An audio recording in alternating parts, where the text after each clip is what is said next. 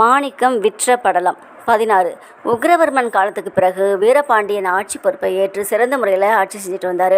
அவருக்கு பட்டத்து ராணியை தவிர ஏராளமான மனைவிமார்களும் அவங்களுக்கு நிறைய குழந்தைங்களும் இருந்தாங்க.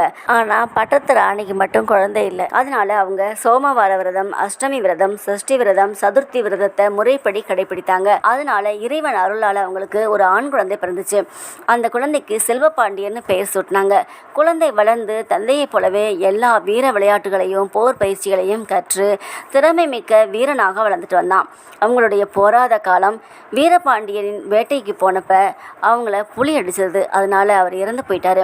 இந்த செய்தி கேட்ட உடனே நாடே சோகத்தில் மூழ்கி போச்சு. வீரபாண்டியனின் மற்ற மனைவிகளும் புதல்வர்களும் இதுதான் சமயம்னு சொல்லிட்டு கஜானாவில் இருக்கக்கூடிய பொன்னையும் பொருளையும் எடுத்துக்கொண்டதோட யானை குதிரையையும் ஓட்டி சென்று நவரத்தனம் பதித்த கிரீடத்தையும் எடுத்துட்டு தலைமறைவாக போயிட்டாங்க.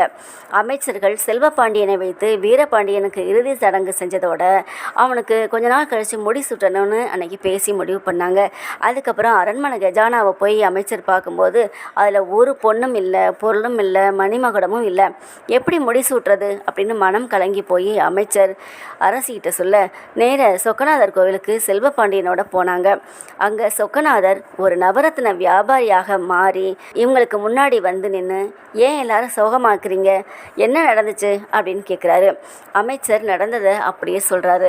அதுக்கப்புறம் அந்த வியாபாரி சொல்கிறாரு, சரி கவலையை விடுங்க, என்கிட்ட கிரீடம் செய்வதற்கான நிறைய நவரத்னங்கள் இருக்குது.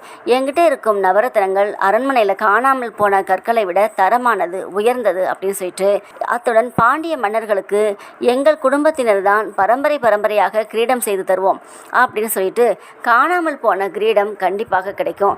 பாண்டிய நாட்டு காவலர்கள் மிகவும் திறமையானவர்கள், எப்படியும் கண்டுபிடிச்சி தந்துடுவாங்க. நான் எவ்வளவு விரைவில் செய்ய முடியுமோ அவ்வளோ விரைவில் கிரீடத்தை செஞ்சு தரேன் அப்படின்னு சொன்னார். அதுக்கப்புறம் தன்னுடன் ஒரு இடத்துக்கு வர சொன்னார். அங்கே எல்லாரும் போகிறாங்க. இந்த வியாபாரியை நம்ம இது வரைக்கும் பார்த்ததே இல்லை அப்படின்னு சொல்லிட்டு பேசிகிட்டே போகிறாங்க. அந்த வியாபாரி ஒரு இடத்துக்கு போன உடனே கம்பளி போர்வையை விரித்து அதில் நவரத்தன கற்கள் எல்லாம் பரப்புனார். அது அப்படியே ரொம்ப ஜொலிச்சது. எல்லாரும் ரொம்ப சந்தோஷப்பட்டாங்க. அதுக்கப்புறம் விரைவிலேயே கிரீடத்தை செஞ்சு அமைச்சர் கையில் கொடுத்து இதை இளவரசனுக்கு அணிவித்து முடிசூட்டுங்கள், அவன் நிறைந்த செல்வமும் நீண்ட ஆயுளும் கொண்டவனாக இருக்கட்டும், அவனுக்கு அபிஷேக பாண்டியன் என்ற பெயரை சூட்டுங்கள் அப்படின்னு அமைச்சர் கையில் அந்த கிரீடத்தை கொடுத்தாரு. மறைஞ்சு போயிட்டார். அப்புறம் பிறகு வந்தது இறைவன் தான் அப்படின்னு ரொம்ப சந்தோஷப்பட்டுட்டு அவனுக்கு ஒரு நாள் பார்த்து முடிசூட்டிட்டு அபிஷேக பாண்டியனும் பேர் வச்சாங்க. அதுக்கப்புறம் அவர் சிறந்த முறையில் ஆட்சி செஞ்சுட்டு வந்தார்.